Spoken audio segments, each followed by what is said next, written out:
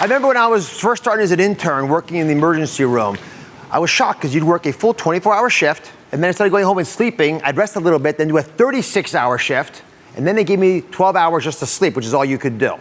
I would wait until I was completely drained, just like all the other interns, before recharging, which is not just a habit of interns and residents. A lot of you all tell me that you go until you hit a wall. Then you look for a buzz from caffeine or from sugar to pick yourself up. You ready to get started? Yeah. All right. I got a little present for you. This is a caffeine e-cigarette. They're the latest caffeine fad that's starting to pop up. Now, while being monitored by a doctor, I did an experiment to find out the big question. What effect does inhaled caffeine have on my body? I'm here today outside the Amen Clinic to make myself part of an experiment.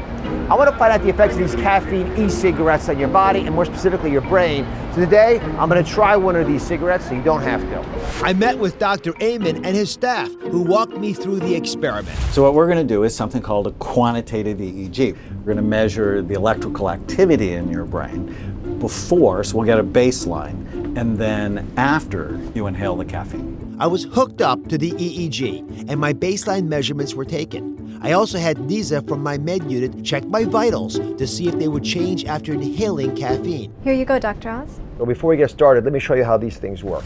These e-cigarettes produce vaporized caffeine using a battery and cartridge containing a blend of stimulants. When you inhale, the heaters vaporize the ingredients to give you a puff of caffeine that goes straight to the brain. All right, here we go. The first puff.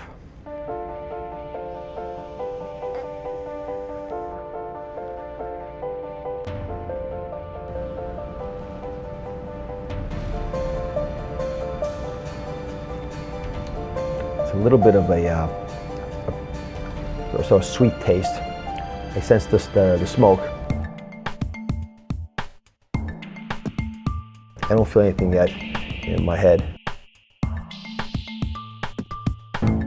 I can feel my chest just feel fuller with the smoke. It's sort of eerie because you wonder where the smoke went. I guess I'm metabolizing it. It's going in my bloodstream, ultimately to my head, so we'll see what it does. I'm getting a little bit of a buzz, but I don't know if it's from the caffeine or from the deep breaths. At 10-minute intervals, we paused so Dr. Amen and Nisa could measure my brain activity and vitals. Do you feel like exercise gives you more energy, more of a buzz? Exercise would give me more of a buzz than this, yes. That's for sure. But this might be sneaking up on me, I can't tell. I don't feel any jitteriness. I don't feel nauseated. I do have that little light buzz, but it hasn't changed much since the 6th inhaling or so. It's not hitting me as much as a big cup of coffee would. I don't feel a major change in how my body is based on what I've done so far. How much caffeine do you think is really in this? So on the website it said 0.08%, but you don't know what that means as far as a cup of coffee, you know, is it a small one or a big one? If I took this many sips of coffee, I would definitely be feeling more of a buzz than I have now. After 30 minutes of smoking, we took our final measurement. We're finished. I'm going to process the results, see if it made a significant difference or not. At this point, I'm sure I've taken more puffs than the average person would take, especially in a half-hour period. Even though I don't feel it physically, I'm wondering what's happening with my brain scan. While Dr. Amen processed the results, I left to continue my day. It's about 2 hours after I smoked the caffeine. I actually have even more of a buzz now in my head than I did when I was doing the experiment, but my team is telling me that I have a very frenetic pattern. I'm speaking too quickly. I'm coming at them real quickly on things that normally I'd be a bit more calm on. So I do think it's having a delayed reaction. We'll call it that. I'll try to calm myself down.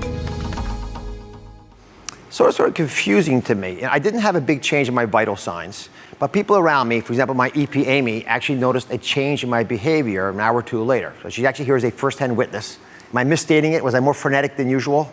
Well, you were, because initially I asked you, how did it feel? And you said, oh, I'm fine, it was fine. And then we started having a conversation.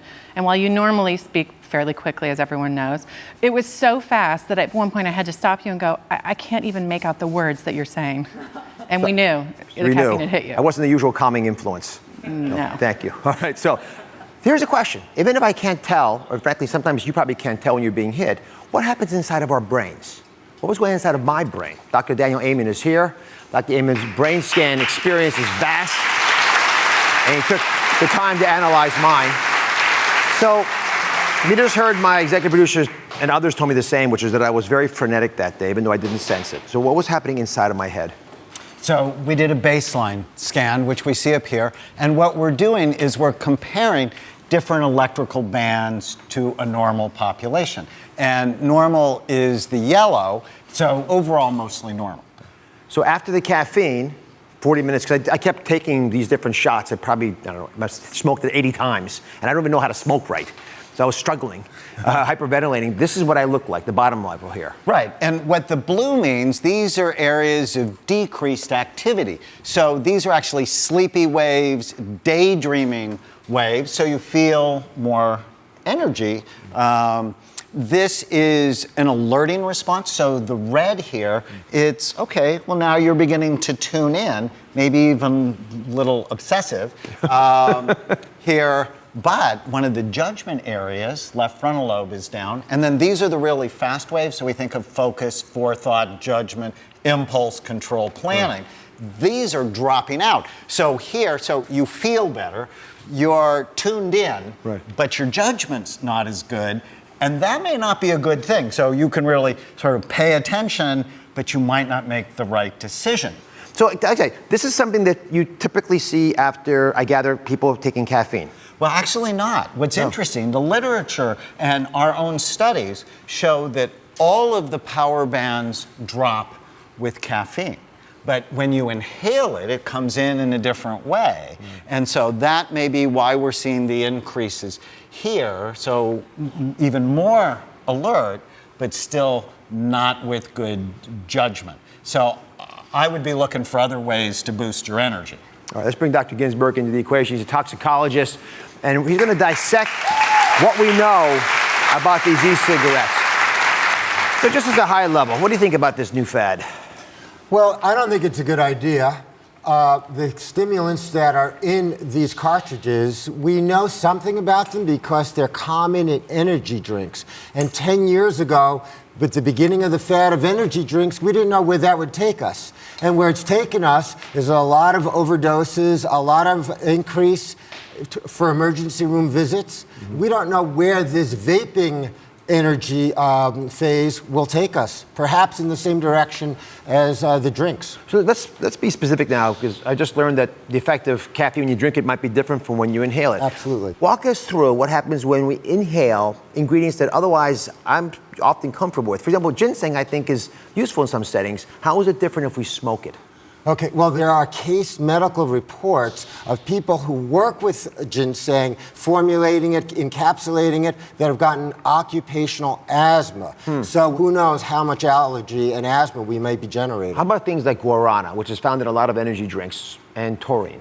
Yeah, well, guarana, of course, is a very strong source of caffeine, and then you're adding vaping on top of it, and how much vaping might someone be tempted to do? It's an easy thing to overdo. And the taurines and amino acids, that's probably safe, or you don't know? Taurine is a normal constituent of the body, normal constituent of our diet, and it's very easy to excrete. So let's take a step back here. Should the FDA be approving these? Have they spoken about these e-cigarettes? For caffeine? Well, not for caffeine. They are trying to increase their jurisdiction over nicotine-based e-cigarettes, so the world of caffeine vaping is completely unregulated. FDA has even tried to reach its arm out in that direction. Thank you for watching. Don't forget to subscribe and turn on notifications so you never miss out on new videos to live the good life.